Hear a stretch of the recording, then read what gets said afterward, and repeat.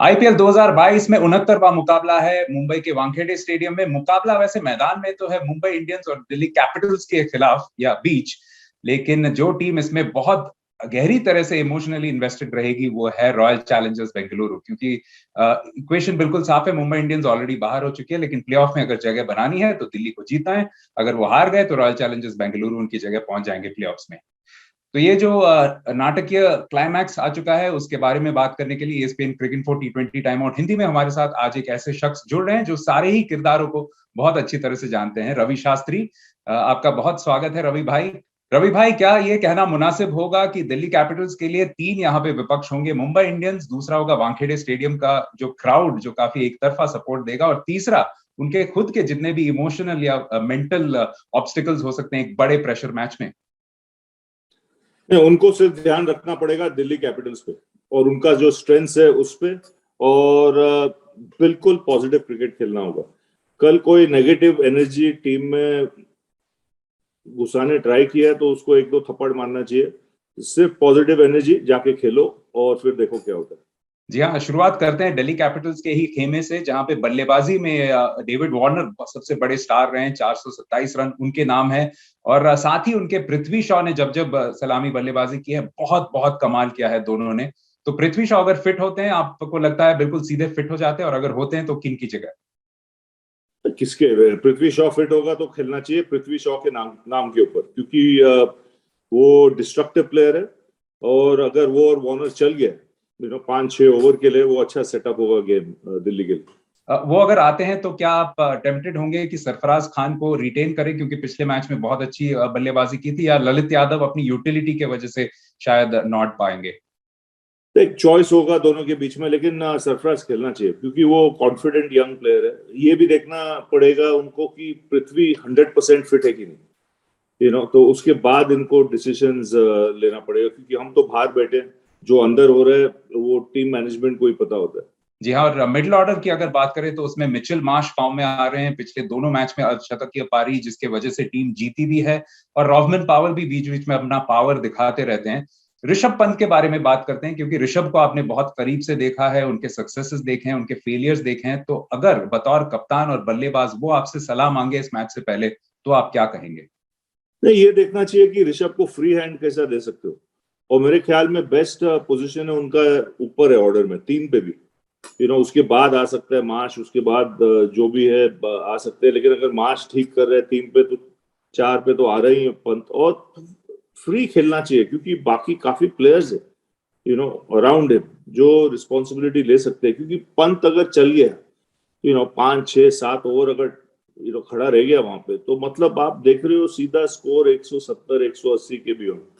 जी हाँ, और पिछले दोनों मैचेस में दिल्ली ने पहली बार इस सीजन में दोनों मैच जीते हैं, और दोनों में गेंदबाजी बहुत अच्छी रही है। एक बार पहले गेंदबाजी करते हैं और दूसरी बार स्कोर को डिफेंड करते हुए। तो शार्दुल ठाकुर भी विकेट्स में है, कुलदीप यादव ने पिछली बार बहुत अच्छी गेंदबाजी की थी। तो गेंदबाजी में खास कोई फिक्र नहीं है, लेकिन अगर आपसे पूछूं कि खलील अहमद और चेतन साकरिया दोनों एक ही किस्म के गेंदबाज हैं, तो उनमें अगर ऑप्शन लेना हो तो आप किसे लेंगे और क्यों?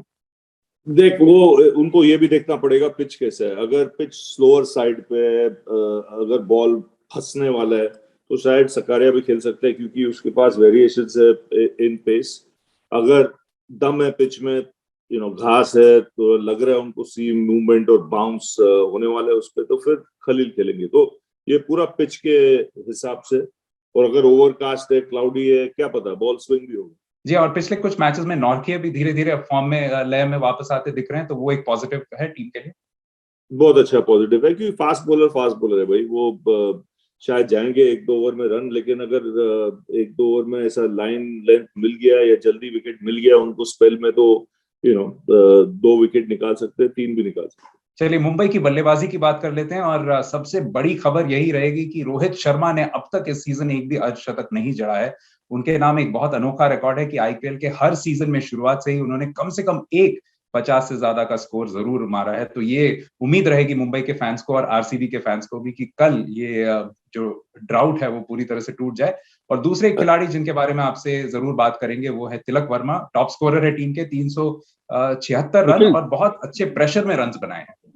अरे और क्या चाहिए मुंबई इंडियंस को रोहित शर्मा के लिए भी, क्योंकि Rohit Sharma fans, Virat Kohli fans, RCB fans सब उसके साथ है। वही विराट कोहली ने भी 50 किया लास्ट गेम में, अभी रोहित भी आके कर लिया 50, 60, 70 अगर मैच जिता दिया तो एटलीस्ट कोई भी टीम हो, उनको सीजन जो एंड करना है वो अच्छी नोट पे एंड करना है। एक तो ये मुंबई इंडियंस को आदत नहीं है लास्ट फिनिश करने में, और 10 मैच हार चुके हैं। अगर कल हारे तो 11 मैच हार चुके होंगे 14 मैच में, तो वो नहीं चाहिए उनको, वो ट्राई करेंगे जीतने के लिए। और अगर रोहित चल गया तो फिर पता है अब इन व्हाइट बॉल में वो क्या कर सकते हैं ओपनिंग पोजीशन। रवि भाई, तिलक के बारे में थोड़ी बात करते हैं, क्योंकि 20 साल की उम्र से कम से एक सीजन में सबसे ज्यादा रन उन्होंने बनाए हैं, और चूंकि मुंबई का इतना निराशाजनक सीजन रहा है, शायद और भी प्रभावशाली ये रन। बिल्कुल, और उसका जो टेम्परामेंट दिखाई दिया है, बहुत अच्छा टेम्परामेंट है।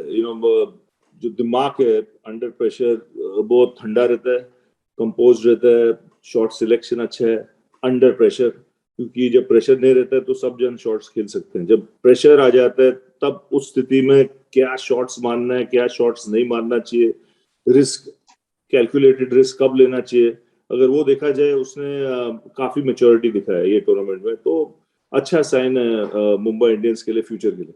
जी हाँ, मुंबई की गेंदबाजी में भी पिछले कुछ मैचेस में काफी सुधार देखने को मिला है, लेकिन एक सवाल आपसे जरूर पूछना चाहूंगा कि क्या 9 साल बाद मुंबई इंडियंस के टीम शीट में हमें तेंदुलकर नाम देखने को मिलेगा?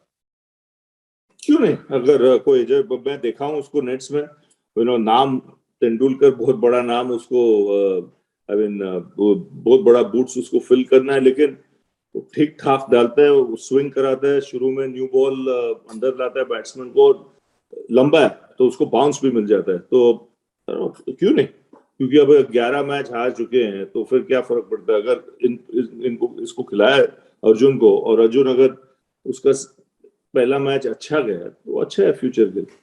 चलिए, जाते जाते आपसे एक ही प्रेडिक्शन लेंगे, क्योंकि आपके दोनों ही बहुत करीबी शागिर्द रहे हैं, विराट कोहली भी, ऋषभ पंत भी, और ये भी सुनने को मिल रहा है कि शायद कल मुंबई में थोड़े से काले घने बादल भी छा सकते हैं।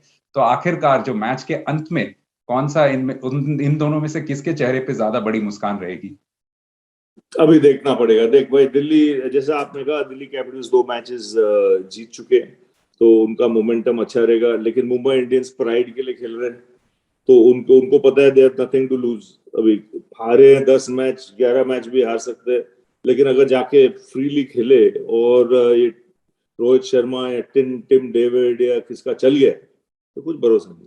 तो चलिए, champion of champions Ravi Shastri भी मानते हैं कि it is too close to call, Mumbai Indians और दिल्ली कैपिटल्स के बीच सबसे बड़ा मुकाबला अब तक के आईपीएल 2022 का। जरूर हमारे साथ जुड़िएगा। आप देख रहे थे ESPN cricket for T20 time out Hindi. आपका बहुत बहुत शुक्रिया रवि भाई।